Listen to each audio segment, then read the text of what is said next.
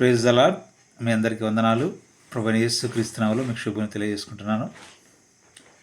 మరి ఈరోజు మీకు ముందుకు రావడానికి కారణం, శివశక్తి కరుణాకర్ సుగ్న అనే వ్యక్తి మరి ఒక అభిక్షాటన చేసుకుంటున్న వ్యక్తి 23 సంవత్సరాలు విశ్వాస జీవితంలో ఉన్నానని భ్రమపడి అవిశ్వాస జీవితంలో కొనసాగిన వ్యక్తి నిజంగా ఏం జరిగిందో ఒకసారి విని మనం మాట్లాడదాం. ఒకసారి చూడండి.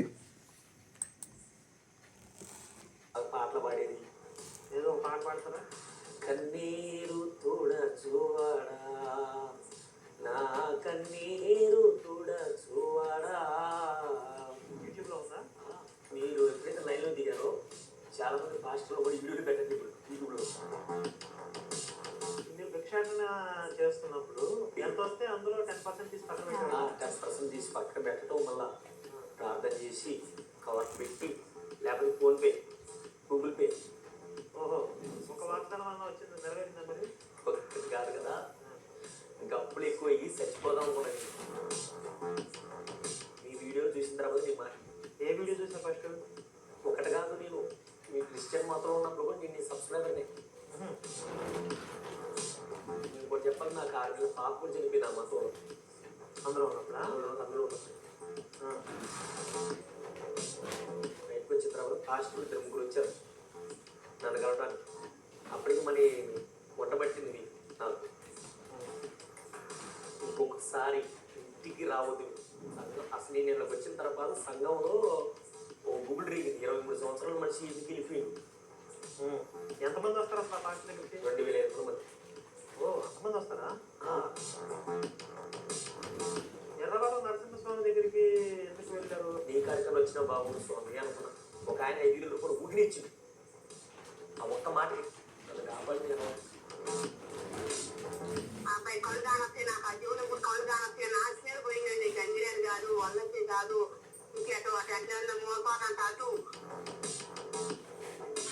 చర్చిలో మీతో సాక్ష్యాలు చెప్పించారు ఎప్పుడన్నా?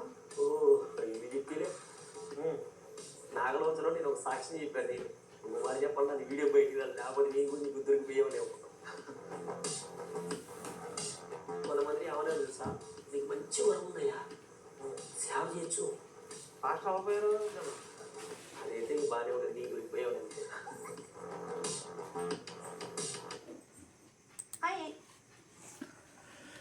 ఓకే, చూస్తారు కదా.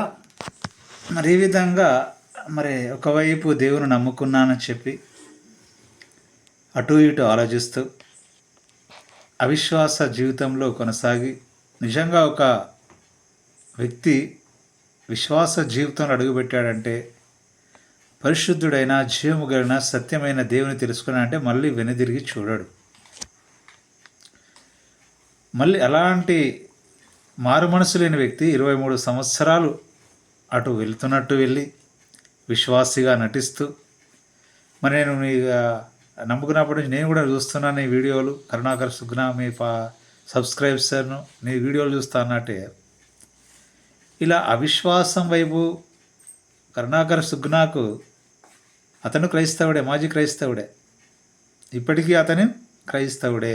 కాకపోతే హైందవ ప్రజలను మోసం చేస్తూ క్రిస్టియానిటీ బూచిగా చూపించి ఫోన్ పేలు, గూగుల్ పేలు పెట్టుకొని ఈరోజు ఎంత అడక్క తింటున్నాడో, ఎంత కోట్లు ఎలా సంపాదించినాడో అందరికీ తెలుసు.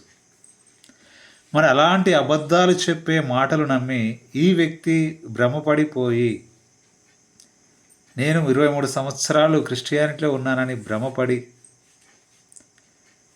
23 సంవత్సరాలు దేవుని వాక్యం నువ్వు ఏం చదివినావు, 23 సంవత్సరాలు దేవుని మాటలు ఏం విన్నావు, 23 సంవత్సరాలు చర్చికి ఎలా వెళ్ళినావు, 23 సంవత్సరాల విశ్వాస జీవితం అనేది సాధారణ విషయం కాదు.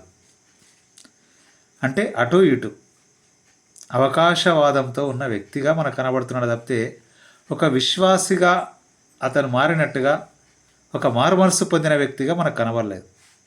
కాబట్టి ఇలాంటి వాళ్ళను పట్టుకొని ఎవరో ఒకరిని తీసుకొచ్చి కరుణాకర్ సుగ్న చూసారా, చూసి ఇంకా ఆ వ్యక్తి ఏమన్నాడు, అమ్మో పాస్టర్లే భయపడిపోతున్నారు వీడియోలు పెట్టడానికి, ఇలాంటి వాళ్ళకు భయపడతారా పాస్టర్లు?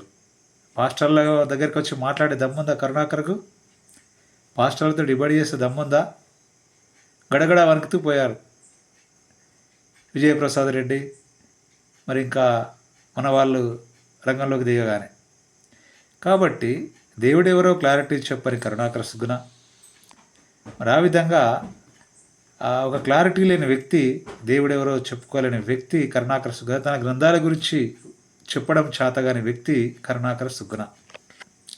బైబిల్ మీద బురదలతో, బైబిల్ మీద అబద్ధాలు చెప్తూ, ఈరోజు ప్రపంచంలో 157 దేశాలు క్రైస్తవ దేశాలుగా ఉన్న, మరి ప్రపంచం అంతా కూడా యేసుక్రీస్తు నిజమైన దేవుడు అని తెలుసుకుంటున్న ఈ సమయంలో కొంతమందిని భ్రమ పెడుతూ మరి ఆ విధంగా మాయ చేస్తున్నాడు ఈ కరుణాకర సుగుణ. అలాంటి అతని మాయలో పడి కొంతమంది అమాయకులు మోసపోతున్నారు. దయచేసి మరి ఇలాంటి మోసగాళ్ళ నుంచి మరి నేను కూడా గమనించినాను కరుణాకర సుగుణను. ఏంటి ఇంత మాయ చేస్తున్నాడు పబ్లిక్ను అని. మరి గత 6 నెలల క్రితం డిబేట్కి సిద్ధపడ్డాం ఆల్రెడీ యాక్చువల్గా కరుణాకర్ తోటి. కొంతమంది మరి హైందవ మతోన్మాదుల మట్టి కొద్దిగా అది రద్దయి క్యాన్సిల్ అయింది.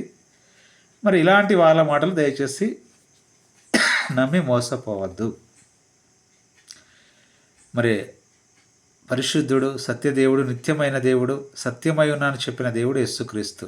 అలాంటి పరిశుద్ధుడైన జీవం కలిగిన దేవుణ్ణి మరి మీరు విశ్వాసం ఉంచి అంతవరకు కడ వరకు, ఒకవేళ ఆయన మనం ఉండగానే వస్తే ఆయన ఎత్తబడే గుంపులో, ఆయన రాకడ సమయంలో మనం ఉంటున్నాం కాబట్టి ఇలాంటి భ్రమలకు లోను కావద్దని ప్రేమతో మీకు మనవి చేస్తున్నాను.